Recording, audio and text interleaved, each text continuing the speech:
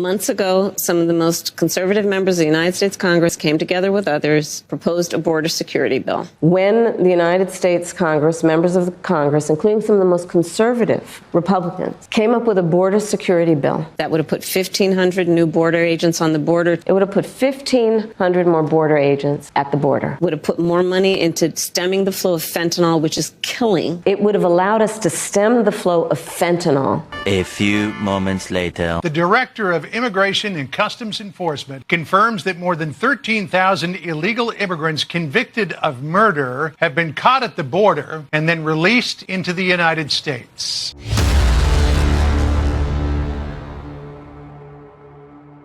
A new bombshell report delivers a fatal blow to Kamala Harris and her campaign on the same day that she is visiting the southern border. Her failed policies as border czar has come back to bite her in the rear end. So what we're going to do is react to this new poll, this new report that just damages Kamala Harris even further. Let's start here. Brand new Fox News polling shows Trump leading Harris by 3 points in Arizona. Pinal County, Arizona Sheriff and former U.S. Senate candidate Mark Lamb joins us now. So, Sheriff, I just want to go to this point right here because this really shows you, if you have a brain, if you're not a partisan, where the American people are at on this. The Fox News poll is showing who would do a better job on the border. 56% Donald Trump compared to Harris 41%. This is not a partisan issue, right, Sheriff? No, it's not a partisan issue. However, that poll should be probably 80-20 if people were being honest. Because the reality is, over the last 3.5 years, this administration, and really predominantly under Kamala Harris as the border czar, has been a complete and utter disaster. We've seen countless number of people come in. We're seeing crime across this country. We're seeing fentanyl deaths at just ravishing this country. I mean, the list goes on and on, Lawrence, of the problems that come along with this. And Kamala Harris has been one of the architects of this. So that poll should be much higher. In other words, people who are answering the poll and responding to the poll are responding from a place of emotion and not from a place of honesty. That's the first part. The second part is the people that are responding to the poll, meaning it's more Democrat heavy. More than likely, it's probably more women responding to that poll than men. We know that Kamala Harris is obviously going to get the women vote at a larger margin than Trump will. And so the polls, in case you don't know this already, if you haven't caught on, this is a very interesting fact. When these polls come out, they give us all of the information, all of the details, right? What religion, what gender answered that question. And the biggest one that always stands out to me is what was the percentage of men and what was the percentage of women who participated in this poll? What does that exactly look like? So when you see the New York Times Siena poll that has Trump up and it's 54% for women, 46% for men, that means that obviously women are shifting towards Kamala Harris. So the answers are going to be more biased, right?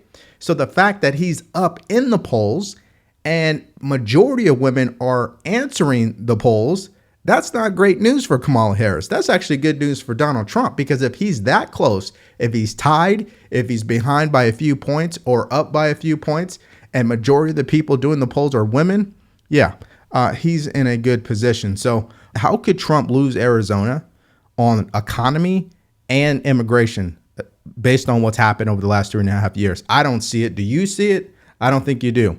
But to make things more damaging, right, because we know she's going to visit the border, people are getting ahead of it, including the deputy ICE director, who calls out her record, including Joe Biden, on something that Trump has been beating the drum on over and over and over again. The type of people coming across the border, they're thugs, they're gang members, they're violent. Everybody wants to look the other way when he starts talking that way. So now that he's done that talking, now we have the numbers to support what he's been saying. Check this out. Got this news for us. He's live out of Douglas, Arizona right now, where Vice President Kamala Harris is set to visit later this afternoon. Bill, the details of this news, what do you have? Yeah, and Sandra, bear with me. We just got these numbers moments ago, but it's a jaw dropper to say the least. So to set the stage here, let me just explain what these numbers mean. ICE has something called a non-detained docket. Essentially what that is it means migrants who were encountered by DHS but are no longer in federal custody. So who's on this non-detained docket? It's illegal immigrants who were caught and released at the border, released with the court date years away. They're in immigration proceedings, combined with illegal immigrants who have already been ordered deported from the country by a judge but are still here roaming the country. So keep that in mind, this non-detained docket. According to a letter that the acting director of ICE just sent to Texas Congressman Tony Gonzalez, on ICE's non-detained docket, they're currently tracking 425,000 non-citizens who have been convicted of a crime. Of that number, over 13,000 non-citizens have convictions for homicide and are on the non-detained docket, meaning they're roaming the country right now.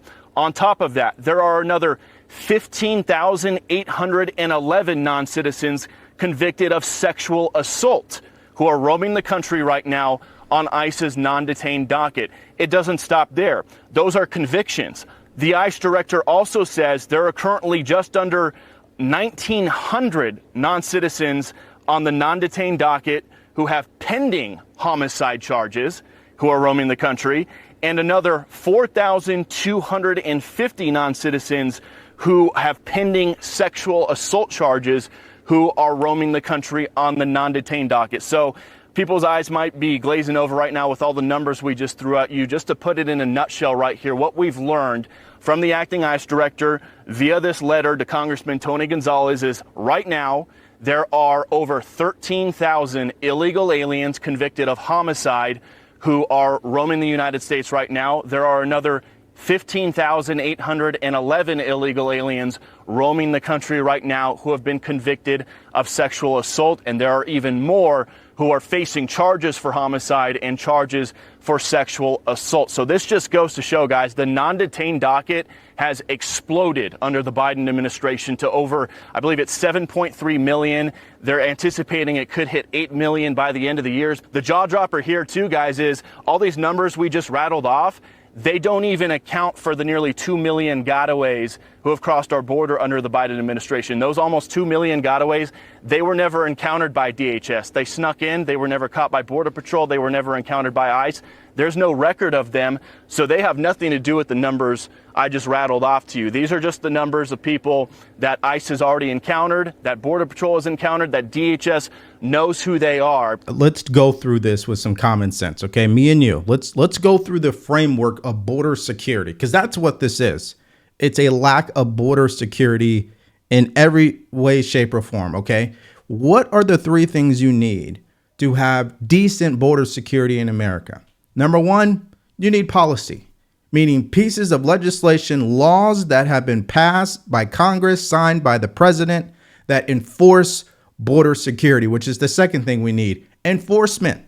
How can they enforce Border Patrol, that is, if they have no policies to enforce? So if the government doesn't establish policy, strict policy, to filter out the bad people who choose to cross the border, how are these Border Patrols going to enforce anything? They don't have any laws to enforce, right? Which leads to number three, even if you pass the law and they're trying to enforce the law, they need one more thing, resources, which means you need a physical wall, you need better technology, you need more judges, right? You need more Border Patrol agents, right? You need a better system, better resources, better support staff to help border security be a real thing. But when Joe Biden and Kamala Harris seems to think they know better than Border Patrol, and they fly people into this country, and they don't give Border Patrol agents the manpower they need, and they don't finish the border, the physical wall, right? And they don't pass pieces of legislation, at a minimum, issue an executive order, you have a broken border security. That's what happened to America. So it's common sense, guys. It's a very simple equation: policy, enforcement, and resources. If they don't have those three things, the border will never be secure. And Donald Trump has been talking about this over and over and over again. And the interesting part about it is the amount of money that he asked to build the wall is a fraction of the money we've sent to Ukraine. The amount of money that Donald Trump asked to build the wall is a fraction of the money that we sent to these countries where these migrants are coming from. So it's a bunch of bull that she's going to the border today thinking that she's going to be able to convince people that she could be trusted. No, she can't. She failed in that department. But to the Democrats and Kamala Harris, failure doesn't matter to them because they're delusional. And because they're so delusional, they've got networks like MSNBC supporting that level of delusion, programming people to buy into the delusion. And you know that to be true when you hear the way Stephanie Ruhle responded to that disastrous interview with Kamala Harris about border security. Watch this. But Jonathan, it's crazy to think that half of America is A-OK supportive of mass deportations. But what a lot of voters are leaning towards Trump on immigration is that he does talk about it every day. So the fact that she's now talking about it is a huge win. And not just going to the border, but talking to communities around the country that have had a huge influx of legal immigration. But those communities are economically strained, right? They are maxed out. And what she's starting to do now is talk to those communities. You know, when she talks immigration, not just talking about the dreamers, not just talking about the path to legal immigration, but to say to Americans, and right, nobody's eating cats and dogs in Springfield, right. But there are lots of people in Springfield who are saying, my town looks different, my town feels different. We're stretched, our schools, our hospitals, and she's now starting to address that, which is a huge positive because until now, Donald Trump touches a scintilla of truth, a scintilla, and then pushes it into a total lie zone. She's now getting into that space and seeing those people who potentially have felt like the government said, sit down, be quiet, and get used to the new world. And so she's now going there, and this could really be a good move for her. Can we just stick to the facts, right? Can we just be honest about both sides? It is true. Donald Trump killed that bill. Fine.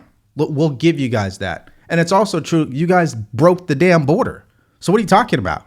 It's also true that the executive actions that Donald Trump took, you guys repealed them when you got into office. That is true.